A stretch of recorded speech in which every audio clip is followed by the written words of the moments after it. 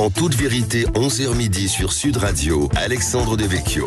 En toute vérité, chaque dimanche entre 11h et midi sur Sud Radio, sécurité, économie, numérique, immigration, écologie. Pendant une heure chaque semaine, nous débattons sans tabou des grands enjeux pour la France d'aujourd'hui et de demain. Et ce dimanche, nous avons le plaisir de recevoir l'anthropologue Emmanuel Todd. Il nous parlera de son nouveau livre, La défaite de l'Occident, qui vient de paraître chez Gallimard, dans lequel il tente de tirer les conséquences à long terme de la guerre en Ukraine.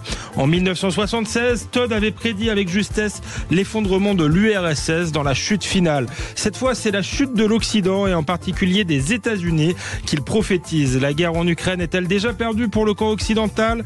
Cette défaite traduit-elle un déclin plus profond qui viendrait de loin ? Pourquoi le reste du monde a-t-il choisi Poutine et la Russie ? L'Europe peut-elle encore rebondir ? Tout de suite, les réponses d'Emmanuel Todd, en toute vérité. En toute vérité sur Sud Radio, Alexandre Devecchio. Emmanuel Todd, bonjour. Bonjour. Ravi de vous recevoir sur ce plateau. Nous allons discuter pendant une heure de votre nouveau livre, La défaite de l'Occident, qui vient de paraître chez Gallimard. La défaite de l'Occident, ça veut dire que l'Occident est en guerre, était en guerre, Emmanuel Todd. Est-ce que c'est pas la rhétorique de Vladimir Poutine, ça, l'idée que la Russie se bat contre l'Occident, elle se bat contre l'Ukraine qu'elle a envahie, non ? C'était...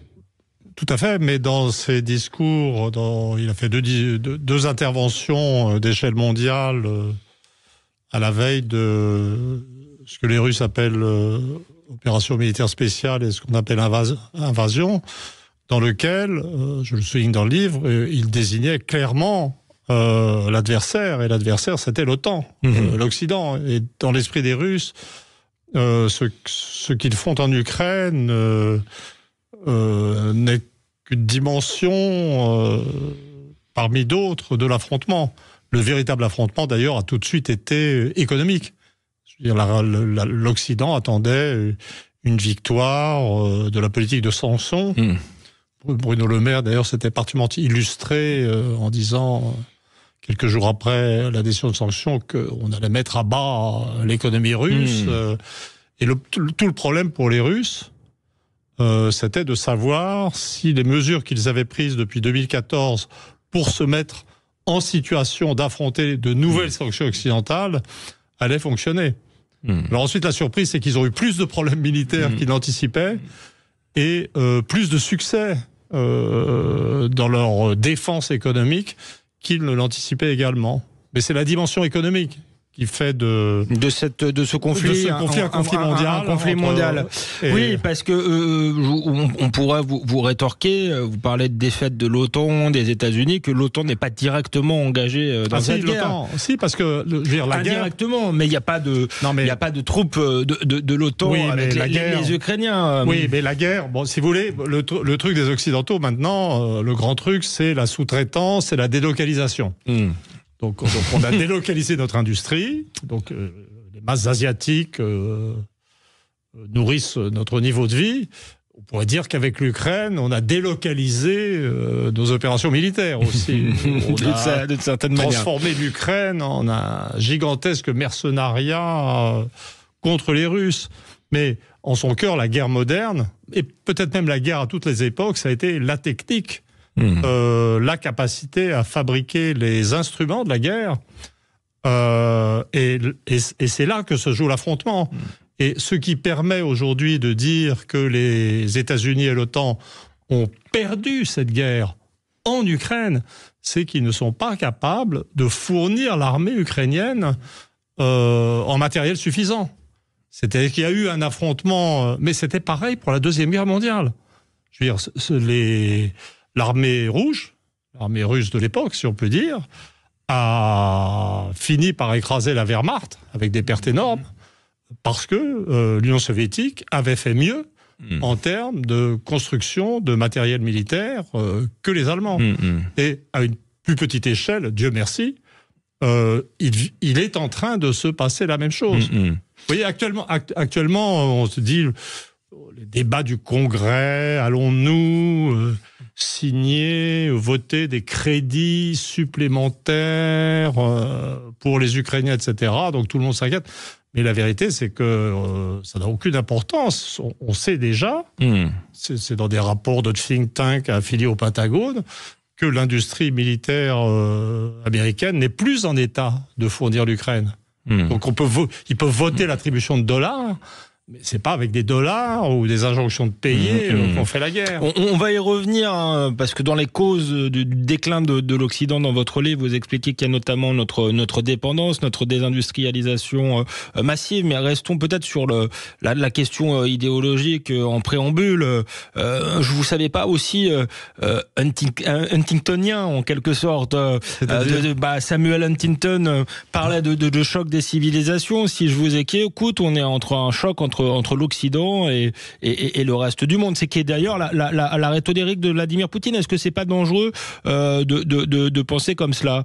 Est-ce que le reste du monde n'est pas plus divisé qu'on ne le dit? Est-ce que l'Occident, finalement, ça existe? Il y a différents États-nations avec différents intérêts, différentes histoires, différentes cultures. Les Occidentaux eux-mêmes parlent comme s'ils existaient. Moi, de toute façon, je dis qu'il y a deux Occidents.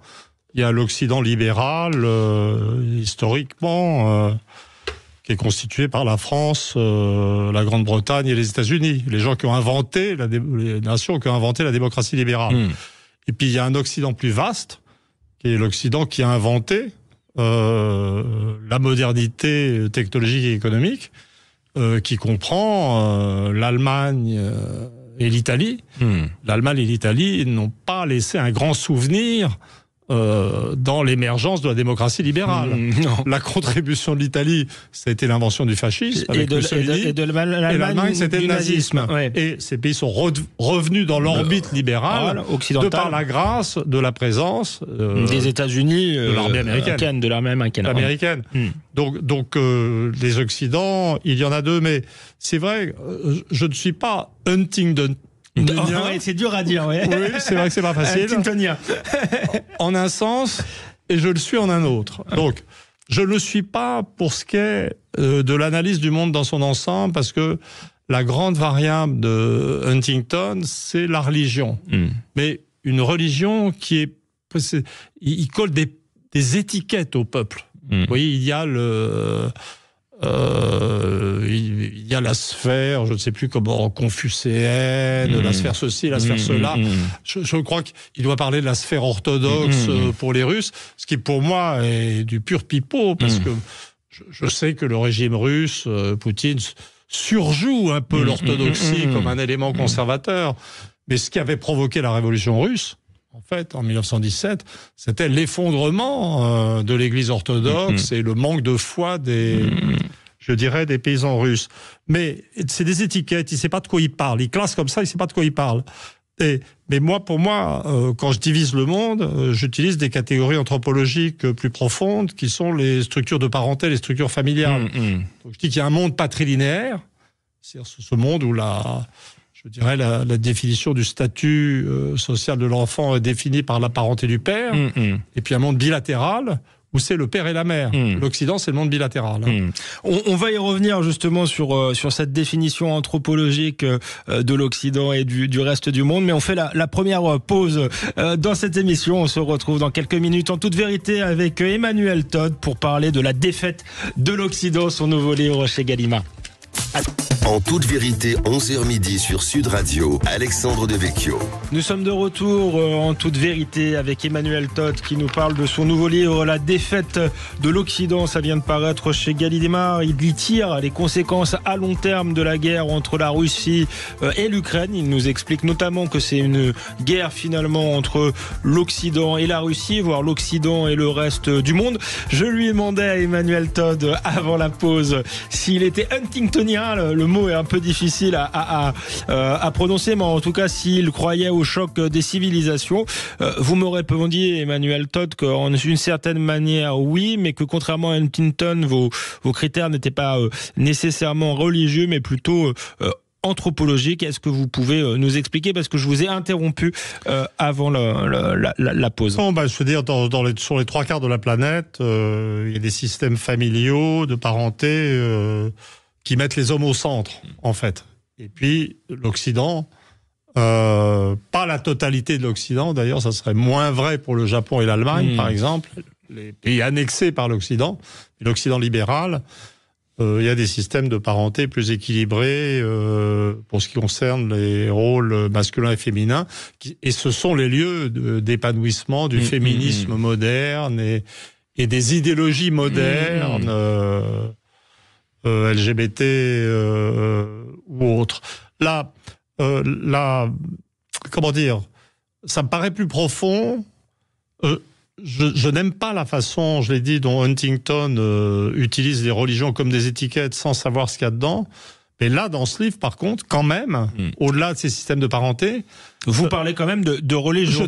Je veux dire, la religion est absolument centrale. Même si c'est pour pointer son absence, d'une certaine manière. C'est-à-dire que, en tout cas, en Occident, justement. Je suis reparti de ce qui faisait, en fait, des explications de l'ascension de l'Occident.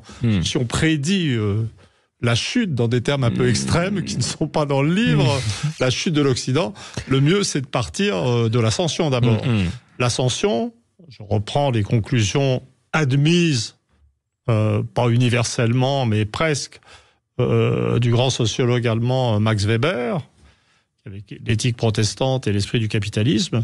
L'ascension finale de l'Occident, c'est le protestantisme.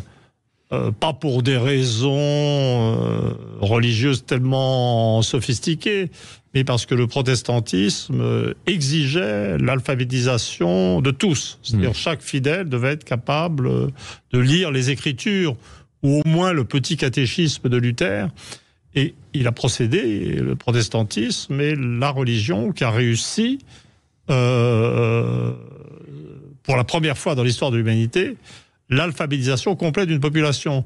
Et une population qui sait lire et écrire manifeste spontanément des capacités technologiques et économiques spécifiques. C'est un accident d'ailleurs. Notamment parce qu'il fallait que les croyants puissent lire tous la Bible dans le protestantisme. Donc, mais si vous voulez, c'est tout à fait extraordinaire. L'ascension de l'Occident, on pourrait presque dire, mais c'est un accident religieux. Parce que le projet de Luther, c'était pas le développement économique. C'était... sauver les hommes de la damnation ou leur faire comprendre qu'ils étaient damnés. Oui, il y a un élément accidentel. Et ça a produit l'ascension dans l'histoire de l'Europe des pays du Nord, la Scandinavie, l'ascension de l'Angleterre, de l'Écosse, qui sont devenus la Grande-Bretagne, l'ascension des Pays-Bas, dont le cœur est protestant, le développement économique de la Suisse, de l'Allemagne, de la Prusse et des États-Unis. Et en fait, quand on regarde une carte du développement du monde en 1900, on voit les pays protestants, et puis la France qui a eu la chance d'être laïcisée par la Révolution et qui était collée géographiquement au monde protestant. Donc on était une sorte de bénéficiaire de ce décollage protestant. Mais si l'hypothèse de Weber est correcte, et elle l'est, dans tous les cas, c'est-à-dire le développement de l'Occident, c'était le protestantisme. Si on peut maintenant mesurer un effondrement du protestantisme, et pas simplement un effondrement de la pratique qui aurait laissé subsister dans cet état que j'appelle zombie les mœurs protestantes, le sérieux, l'éthique du travail, la discipline, la moralité, toutes ces choses, ce qui était le cas sous Roosevelt ou sous Eisenhower ou jusqu'aux années 60 en fait.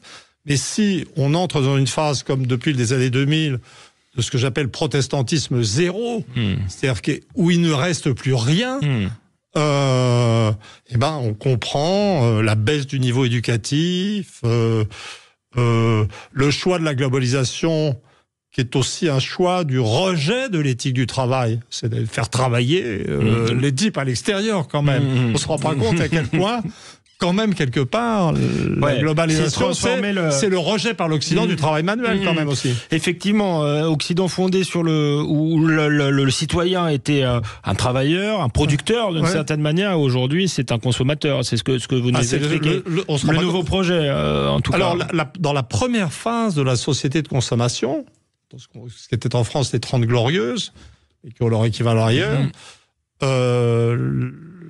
le développement de la société de consommation, c'était aussi le développement d'une société de production. Le nombre des ouvriers continuait à augmenter en France jusqu'à 1978. C'est la globalisation, ça a été autre chose. Alors on est resté, et encore plus, des sociétés de consommation, mais en consommant des objets qui sont produits à bas coût, en exploitant d'ailleurs, des populations actives de l'ancien tiers-monde, qui elles-mêmes pouvaient être exploitées parce qu'elles avaient appris à lire et écrire avec un certain retard. Donc il y a quelque chose, mais évidemment, ça a créé une situation d'extrême vulnérabilité. Et quand on est dans ce genre de situation, on peut produire de l'idéologie, on peut dominer le monde. Il se passe des choses technologiques fondamentales. La révolution informatique, Internet, ça reste les États-Unis, bien entendu. Je veux dire, il y a toujours... Il y a toujours une dynamique occidentale positive dans le domaine technologique, mais on se met en situation de dépendance, de fragilité incroyable pour tout ce qui concerne la fabrication des objets. On aurait dû être averti par l'épidémie de Covid. Parce qu'au moment de l'épidémie de Covid, on était tous enfermés chez nous, à attendre, à écouter les mensonges du gouvernement, avec des ministres dont le nez s'allongeait comme celui de Pinocchio, puis disaient oui, les masques ne servent à rien, non, on va avoir des masques, etc. Mais en vérité, on attendait des masques fabriqués en Chine, en Turquie ou ailleurs, et on a vu notre dépendance. Ce qui est incroyable, c'est que la non-réflexion des élites dirigeantes sur ce qu'impliquait cette vulnérabilité à la maladie, qui n'en est pas tenu compte au moment du déclenchement de la guerre d'Ukraine. Je veux dire que les deux choses n'est pas le manque d'anticipation, je dirais le manque de créativité intellectuelle des gens qui nous gouvernent est quand même assez impressionnant. Assez impressionnant. On va y revenir sur toute cette question de la dépendance, sur la question de la réalité de notre PIB. Vous démontrez, ou vous essayez de démontrer dans le livre que l'indicateur du PIB... Comment j'essaie ? Je fais ça très bien. Un indicateur totalement faussé. Je laisserai à vos lecteurs la liberté de juger. Si vous voyez que les dépenses, vous partez... de dépenses de santé américaine. On va y venir. Vous aurez tout le temps d'expliquer Emmanuel Todd. J'ai trouvé ça très intéressant et très stimulant. C'est pour ça qu'on va y revenir en profondeur. Mais j'aimerais rester justement sur le protestantisme où vous expliquez effectivement qu'on est passé au stade zéro du protestantisme et du fait religieux en réalité. Et vous expliquez toutes les conséquences qui en découlent, dont la désindustrialisation, l'absence d'éducation, etc. Mais comment vous arrivez à cette conclusion, parce que c'est intéressant dans le livre, que on a basculé du stade finalement du protestantisme zombie, c'est-à-dire le moment où la religion, les gens ne croyaient plus, mais la religion continuait d'imprégner finalement les valeurs, les mœurs, etc. au stade zéro. Quels sont, vous avez plusieurs indicateurs, notamment le mariage gay. C'est mon hérite. Moi, je suis le dernier des historiens de l'école des Annales. Le truc de l'école des Annales, c'était d'essayer d'aller dans les profondeurs des mentalités collectives. Une sorte de maîtrise de la longue durée, mais c'était aussi le souci d'avoir des indicateurs quantitatifs de ces évolutions. Donc, le stade actif de la religion, premier stade, c'est les gens croient, mettons, en Dieu, et ce qui va avec, ils vont à la messe, ils font baptiser leurs enfants, ils ne pratiquent pas l'incinération des corps parce que l'Église l'interdit. Et la conception du mariage a une certaine, je dirais, rigidité. Un homme, une femme, on fabrique des enfants, on les élève. Et d'ailleurs, en plus, au départ, le divorce est impossible ou difficile. Ensuite, il y a ce que j'appelle le stade zombie. Le stade zombie, c'est on voit la pratique religieuse s'effondrer,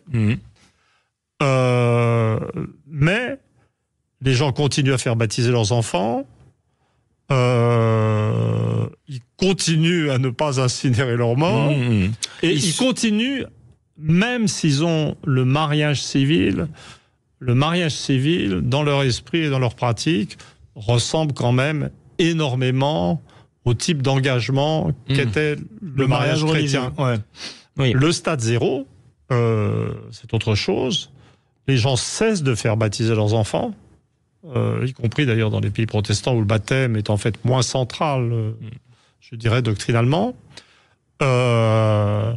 Ils commencent à pratiquer massivement l'incinération. parce que c'est pratique et pas cher, mais c'est surtout désobéir à ce que disait l'Église. Et puis, cet élément central du mariage, c'est tout à fait central pour un anthropologue, c'est-à-dire que le mariage, c'est pas tellement que le mariage devient autre chose, c'est que le mariage, au sens chrétien, pour ce qui nous concerne en Europe, disparaît. Et pour moi, la date, on a une date, c'est ça qui est formidable, on peut dater.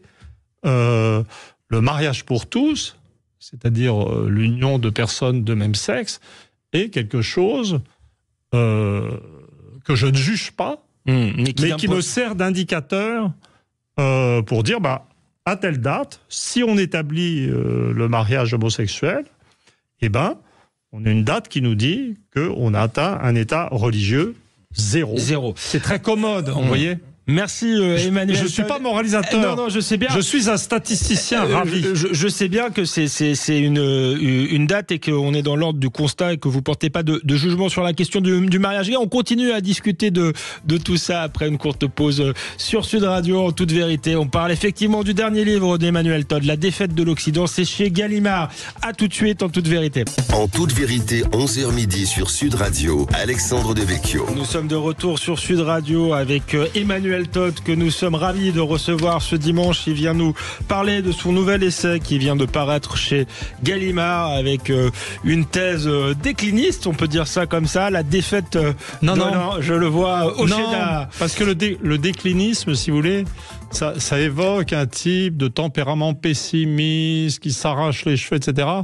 Moi, je me mets à l'extérieur, je suis historien et j'observe le déclin, effectivement. Mais c'est pas en ce sens. Non, parce que si vous voulez, il n'y a pas d'affect. Il y a une connotation, effectivement, parfois dans le débat public au terme déclinisme. Mais moi, je voulais simplement dire que vous faisiez le déclin du constat. Déclinologue, si vous voulez. Alors, voilà, moi, je suis déclinologue. D'accord.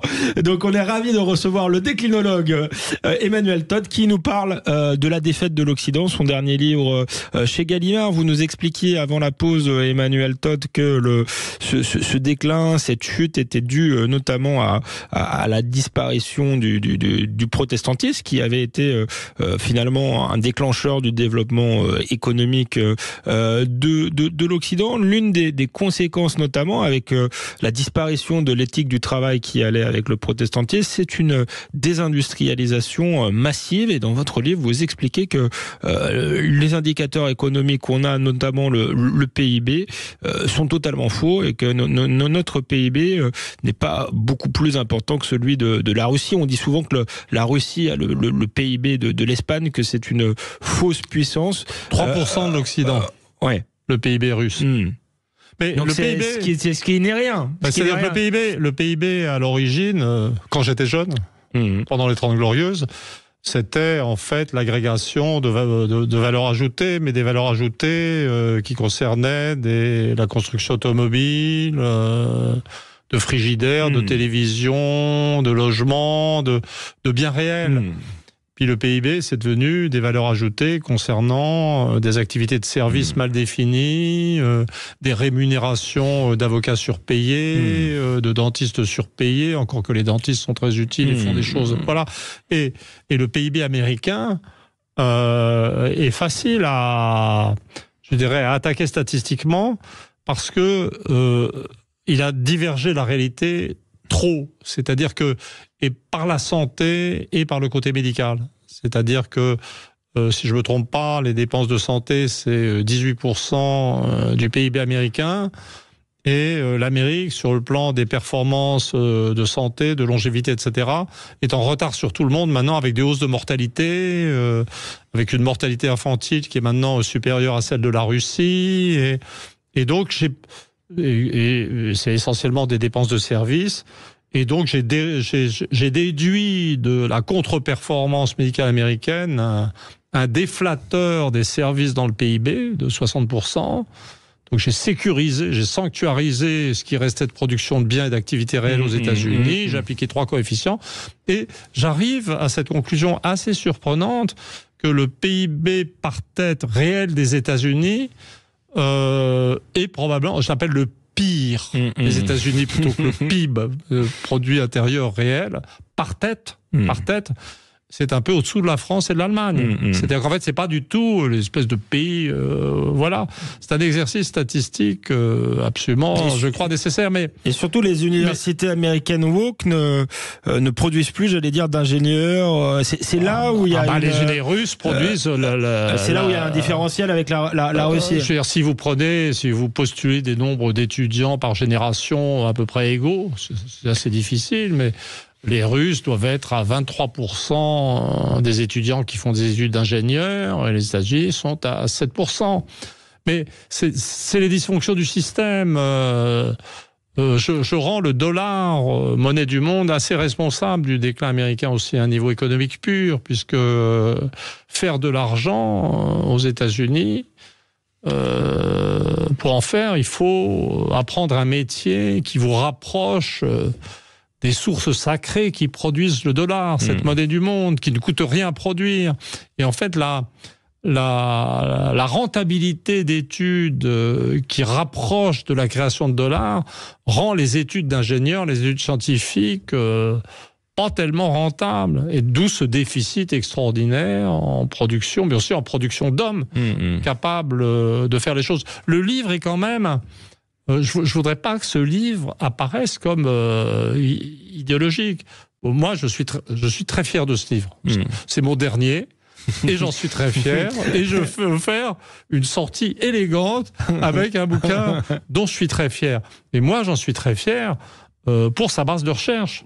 J'avais commencé à faire un livre de géopolitique avant l'invasion de l'Ukraine, et il y a un énorme boulot de recherche et une analyse. Là, on parle de l'Occident, mais il y a un chapitre... Alors, la stabilité russe, le chapitre qui concerne la stabilité russe, ça, j'avais repéré ça depuis longtemps, d'après les taux de mortalité infantile, l'effondrement des taux d'homicide, des taux de suicide, ce qui permet de me moquer du journal Le Monde, qui annonçait, après le début de la guerre...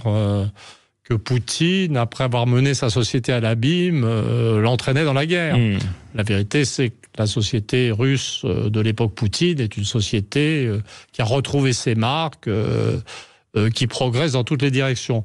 Pour moi, le chapitre le plus novateur sur le plan de la recherche dans le bouquin, c'est le deuxième chapitre qui est consacré à l'Ukraine. Dans ce chapitre, j'essaie de comprendre ce qu'est vraiment l'Ukraine et en particulier pourquoi la représentation politique de l'Ukraine russophone a disparu. Pourquoi s'est établi en Ukraine une sorte de monopole de l'expression et de la direction des régions ukrainophones. Et je suis arrivé en observant des données recueillies par l'ambassade de France à Moscou sur la fuite des étudiants de Kharkiv, vers Belgorod, qui est actuellement bombardé. J'ai pris conscience, je l'ai vérifié en voyant l'effondrement de la population spécifique de la population des villes de l'Est en Ukraine. Je me suis dit, en fait, ce qui s'est passé, c'est que les classes moyennes russophones ont fui vers la Russie. Pas simplement, et bien avant d'être persécutées pour leur langue, mais parce que l'Ukraine implosait, ça devenait une société sans espoir, et la Russie redécollait. Et donc, si vous voulez protéger vos enfants ou l'avenir de vos enfants, vous foutez le camp en Russie où un avenir est possible. Alors, je pense que c'est pour ça que les Russes, la direction russe a fait une erreur d'appréciation. Ils ne se sont pas rendus compte que la partie russophone ou russophile de l'Ukraine était intellectuellement et politiquement désarmée par cette fuite des classes moyennes vers la Russie. Vers la Russie.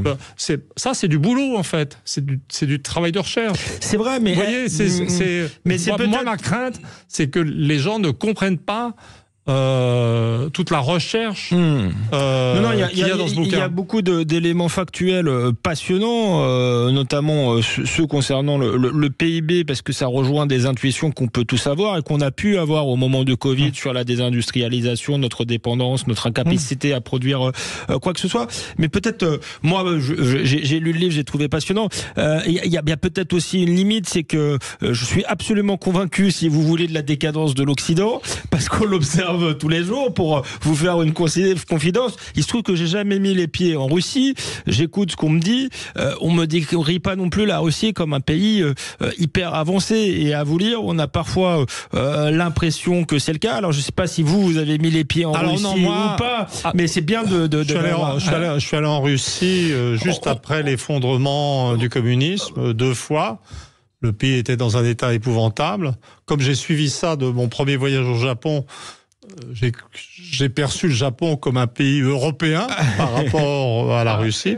Je n'y suis pas retourné depuis, mais moi, ma méthode de travail, je voyage raisonnablement, mais ma méthode de travail, c'est d'aller chercher dans des indicateurs statistiques et spécialement démographiques, parce qu'ils ne peuvent pas être trafiqués comme les indicateurs économiques, la réalité des sociétés. C'est comme ça que j'avais diagnostiqué l'effondrement. La chute de l'URSS. Tout le monde disait la production augmente un peu plus lentement qu'avant. Le commerce extérieur disait déjà que c'était pas la fête pour les Russes, puisqu'ils exportaient rien, ils importaient massivement des céréales, en fait. Ils étaient au bord de crever de faim. Mais on ne savait pas. Et la hausse du taux de mortalité infantile entre 1970 et 1974 m'avait alerté sur le fait, et l'arrêt de publication fait que le système pourrissait. On va y revenir après une courte pause, mais c'est un des indicateurs. Je continue comme ça. De votre livre, c'est qu'effectivement la mortalité infantile est plus importante aux États-Unis qu'en Russie. Ça paraît sidérant. On en parle après une courte pause sur Sud Radio, en toute vérité, toujours avec Emmanuel Todd. À tout de suite.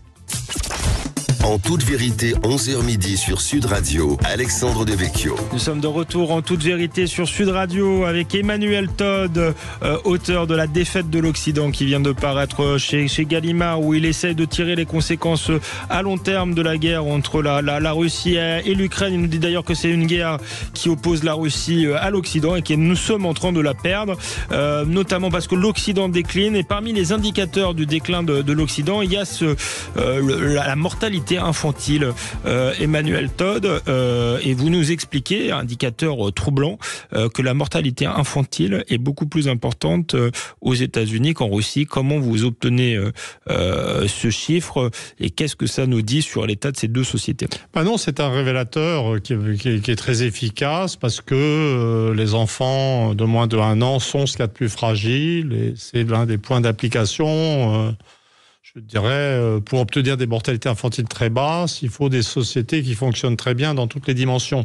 Donc les plus basses du monde, c'est celles des pays scandinaves et du Japon, par exemple. Donc c'est très fiable. Mais je crois que ce qu'il faut, l'une des bizarreries de la situation, c'est la façon dont la démonisation de Poutine ou des Russes, la diabolisation a aveugler les Occidentaux aux capacités de leur adversaire.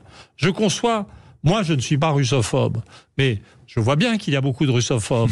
Mais je veux dire, on aimerait avoir des russophobes informés et efficaces. Et ils se sont mis, je veux dire, des invectives ne suffisent pas. Faire taire les gens qui travaillent sur la Russie ne suffit pas. Ça les a mis dans une situation où ils ont été incapables de voir la nouvelle flexibilité de l'économie russe. Donc depuis le début de la guerre, on nous annonce que les Russes sont à court de missiles. Il y en a de plus en plus. Donc en fait, ces gens ont été incapables d'anticiper la flexibilité nouvelle d'une économie russe qui avait complètement accepté l'économie de marché, mais avec un rôle directeur de l'État. Oui, c'est ça Le problème de cette guerre, c'est un Occident qui a été auto-aveuglé par son propre sentiment de supériorité. L'aveuglement de l'Occident, c'est pas la première fois. La certitude de certains commentateurs, je vous rejoins totalement là-dessus. Mais est-ce que il n'y a pas les russophobes d'un côté qui parlent de manière manichéenne et les russophiles, voire les poutinophiles? C'est le reproche qu'on vous fait, Emmanuel Todd. Mais les Poutine, ça existe, hein, les russophiles et les poutinophiles. Ça existe. Vous n'en faites pas partie. C'est pas très. Non, moi, je suis historien. J'ai précisé, je ne suis pas russophobe. C'est-à-dire, j'accepte l'existence de la Russie dans l'histoire. Je suis capable de me souvenir de ce que la Russie, malgré le régime stalinien, avait abattu la Wehrmacht et en fait gagné la Seconde Guerre mondiale. Et j'ai une reconnaissance qui reste pour ça. Mais et donc je ne suis pas, mais je suis parfaitement capable de voir toutes les horreurs de l'histoire russe, tout ce qui reste de très autoritaire, non pas simplement dans le comportement des dirigeants et de l'État russe, mais de la population russe. Je suis anthropologue, j'ai analysé les structures de la famille paysanne russe du 19e siècle. Très vaste, très autoritaire, un peu sadique même. Et je suis capable de dire, si le régime russe actuel garde, après la chute du communisme, des traits communautaires, autoritaires, unanimistes, qui m'amènent à définir le régime comme une démocratie autoritaire plutôt qu'une démocratie libérale, je ne sais pas, c'est une analyse. Mais dans mon bouquin, il y a une analyse même des différences de structure familiale entre la petite Russie, qui est le noyau central de l'Ukraine, pas toute l'Ukraine, et la Russie. Donc je dis la Russie, effectivement, avait des structures familiales communautaires. L'Ukraine avait effectivement des structures. La petite Russie avait des structures familiales nucléaires, c'est-à-dire plus individualistes, et en théorie, effectivement, plus aptes à la démocratie libérale. Mais justement, alors c'est l'une des percées conceptuelles, j'allais dire, de votre livre, c'est que vous expliquez que nous sommes plus tout à fait en démocratie libérale en Occident, qu'on est dans des oligarchies libérales, ce qui peut la thèse est tout un crime. C'est pas un crime, mais la thèse est même tout à fait parfois convaincante quand on voit le fonctionnement de l'Union européenne. Et d'un autre côté, les démocraties autoritaires. Ce qui une démocratie autoritaire. La Chine est un système totalitaire. Est un système totalitaire. La Russie, démocratie autoritaire. Ce qui me gêne un peu, c'est qu'effectivement notre système est sans doute très imparfait, mais qu'on peut avoir l'impression que vous avez finalement pas mal de tendresse pour ces démocraties autoritaires. Finalement, c'est un peu positif. Vu la crise de l'autorité que traverse l'Occident, les gens qui vous entendent se disent une démocratie autoritaire, ce serait pas mal. Plus de souveraineté populaire, un pouvoir plus vertical. Est-ce que c'est juste ça la Russie, ou est-ce que c'est une dictature? Pourquoi vous n'utilisez pas le terme de dictature, par exemple? Il y a des gens qui pensent comme ça. Ça n'est pas moi. Moi, je suis un occidental. Je suis né dans un pays occidental, la France, mon pays. Dans la mesure où j'ai des attaches culturelles avec d'autres mondes, c'est avec le monde anglo-américain. Ma famille, parce que d'origine juive, était réfugiée aux États-Unis pendant la guerre. J'ai été formé à la recherche à Cambridge, en Angleterre. J'avais une grand-mère anglaise, et même une arrière-grand-mère anglaise, homosexuelle d'avant-garde, je dirais, dans les années 20. Je ne suis que ça, en fait, et je t'assure. Et quand on me dit, moi, je suis vraiment... Maintenant, quand on me dit, oui... vous admirez la Russie, vous voudriez aller vivre là-bas. Je me dis, oh là là, ils sont sur le point de me déporter. Je ne veux pas être un nouveau Snowden. Vous voyez, réfugié. Mais ces gens sont fous parce que si les dissidents de l'Occident sont traités comme des malades qui doivent aller chercher une vie libre en Russie, c'est de la propagande pour le régime Poutine, je dirais tout à fait absurde. Moi, dans la mesure où j'ai un biais idéologique, je vais faire moderne, un biais cognitif produit par l'idéologie, c'est que moi je me bats je suis un occidental, je suis résigné à l'émergence oligarchique. Je ne pense pas qu'on puisse revenir dessus. Mais je me bats pour que ces oligarchies restent libérales et pluralistes. Donc je donne une autre opinion. Et dans le livre, je dis qu'il y a des gens qui pensent que l'Amérique est formidable, que c'est toujours la démocratie, etc. Et que c'est très bien. Et moi, je dis le contraire. Et ensemble, tout ça, nous formons un monde pluraliste. Tout ça, on vous entend, mais est-ce qu'Emmanuel Todd pourrait exister en Russie, par exemple? C'est ça la question. Mais c'est une question qui n'a pas de sens. Parce que la Russie est vraiment en guerre. Vous voyez? Et je ne suis pas russe. Donc en fait, c'est une question. Si vous voulez, un Emmanuel Todd russe, est-ce qu'il pourrait avoir votre liberté de parole en Russie aujourd'hui? Non, mais ça, c'est des questions. Là, on nage, ou plutôt, on s'élève dans le monde enchanté de l'idéologie.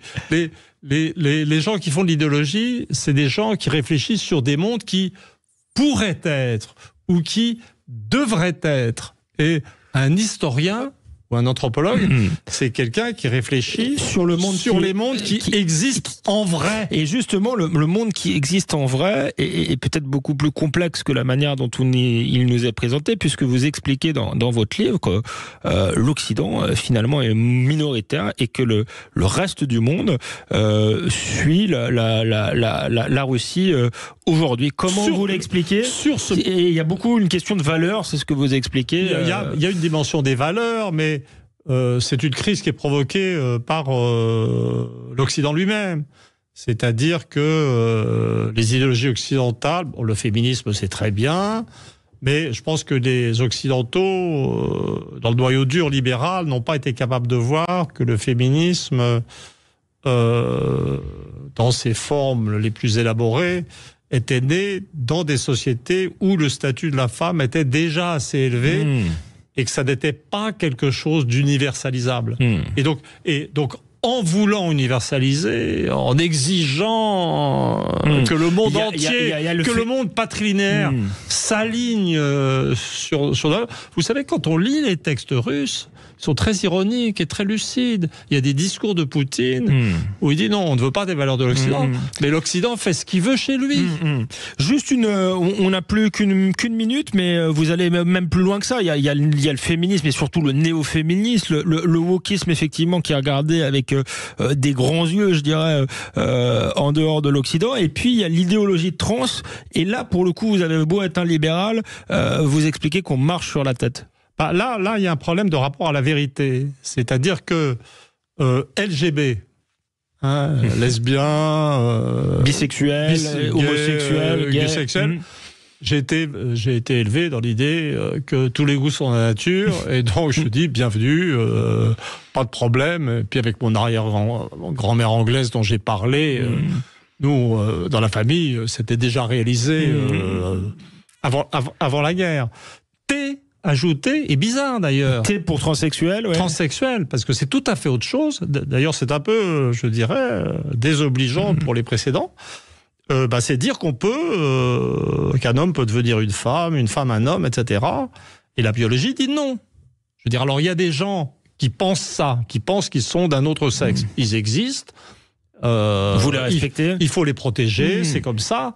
Mais des classes moyennes de l'Occident qui disent que le phénomène transgenre ou la possibilité de changer de sexe à l'état civil ou ailleurs sur simple déclaration est l'un de nos objectifs historiques, sont dans une affirmation de quelque chose qui est faux. Et je dis, c'est d'une certaine manière, l'un des concepts centraux du livre, on n'en a pas trop parlé, c'est le nihilisme, la négation de la réalité. Et c'est l'une des expressions de ce nihilisme, puisque le nihilisme, c'est la volonté de détruire les choses, les hommes, etc. Mais c'est aussi la négation de la réalité. Merci Emmanuel Todd. On conclura du coup sur cette question du nihilisme occidental. Vous nous avez dit que c'était votre dernier livre, mais vous serez quand même réinvité sur Sud Radio, j'espère, peut-être pour un prochain, parce que je suis sûr que vous n'allez pas respecter votre parole, mais en tout cas vous verrez. Vous êtes toujours bienvenu dans Toute Vérité sur Sud Radio. Je vous laisse avec les informations et je vous dis à la semaine prochaine pour un nouveau numéro dans Toute Vérité sur Sud Radio. À bientôt.